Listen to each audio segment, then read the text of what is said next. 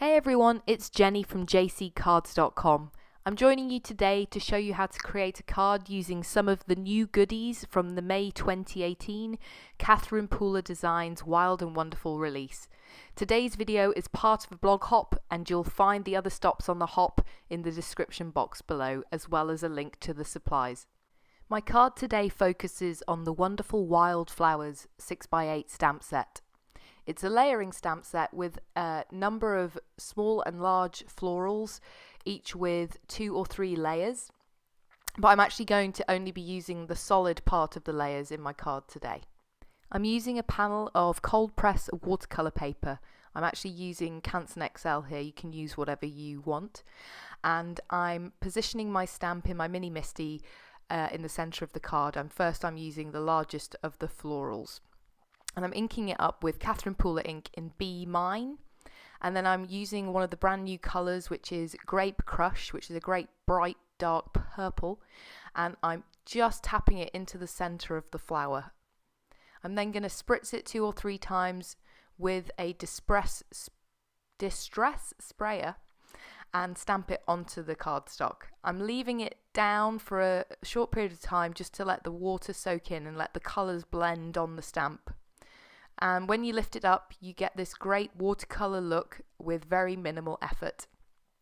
I'm choosing 2 colors that coordinate well together here.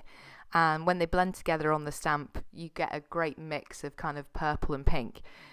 There's tons of different combinations of colors you could try, and I have another example at the end of this video. Be careful, some colors don't play nice together and you can end up with a messy brown splodge in the middle if you're not careful. I recommend drying with your heat tool in between each stamping. So as you can see, I've chosen the second floral, I've placed it down and done the exact same thing again. And I'm going to take a third floral, the smallest one, place it down where I want it. It's much smaller than the others, so I actually used my finger to add the central purple. Probably not the best way to do it. I recommend an ink dauber or some other kind of tool to do it, but fingers work great for me. I'm not scared of inky fingers. And just stamp it down again. It's great that this stamp set is quite loose in its look, so I've avoided using masking, and by drying in between each layer you get a nice kind of translucent look, so that the second floral I stamped, for example, where it overlaps the first, it actually looks like it's in front of it with some of the petals showing through. Each of the flowers comes with a coordinating center. So I'm stamping those in Catherine Pooler ink in Sauna, which is a really nice bright yellow, and then the speckles in the middle in Midnight, which is the black ink from Catherine Pooler. For the leaves, I'm using the exact same technique. I'm not masking again, but I am trying to not overlap the petals this time. So I'm placing the leaf down just so that it slots in between the flowers, inking it up first with Mint to Be by Catherine Pooler, and then Eucalyptus, and then adding 1 spray of water just so it blends onto the stamp. Of course, if you want a messier watercolor look, you can use more water, and you'd probably get a paler color as well in the petals. I'm repeating the same leaf here with the exact same colors, stamping it down. For the third leaf, I'm actually using one of the longer leaves from the set. That is going to require a little bit of masking.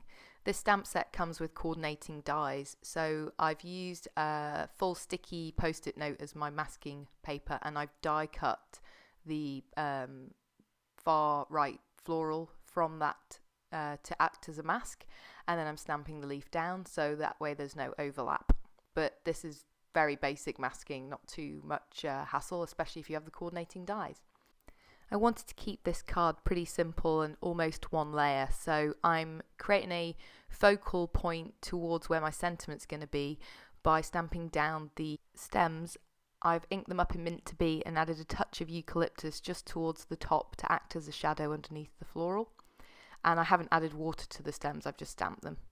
As a finishing touch, before I add my sentiment, I've smushed some Catherine Pooler Midnight ink onto a craft mat, and then added a spritz of water and picked it up with my brush and just flicked it.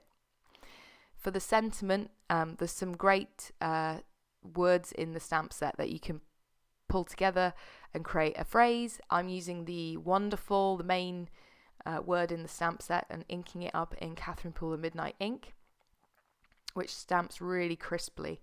I'm then creating a UR sentiment, which is 2 separate word stamps. So I'm lining them up onto a strip of black cardstock in my MISTI, and then I'm going to treat it with a powder tool because I'm going to heat emboss it.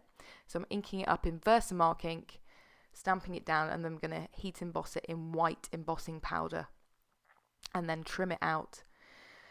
I'll then add foam tape to the back, and you will see that I have cut the video because I must have spent about 5 minutes trying to work out where to put the UR on the card.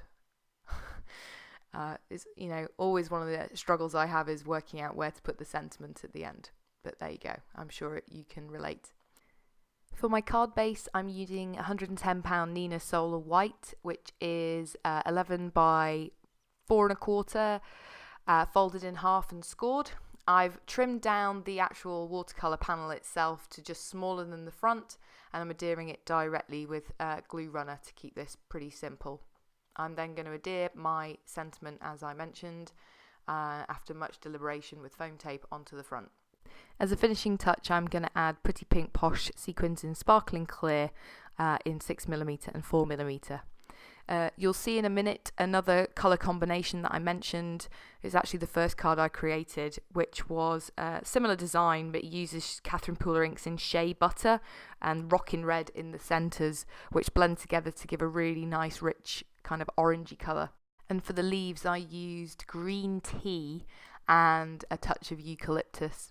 The background was actually over coffee ink, which came in the recent Stamp of Approval release, which was flicked onto the back, and I also used the flower centres to add some interest in the back.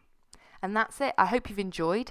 If you have, I'd love to hear from you in the comments.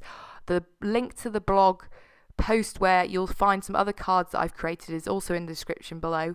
If you've enjoyed this, I definitely recommend checking out my other videos and subscribe to my channel. Thanks very much. Have an awesome day.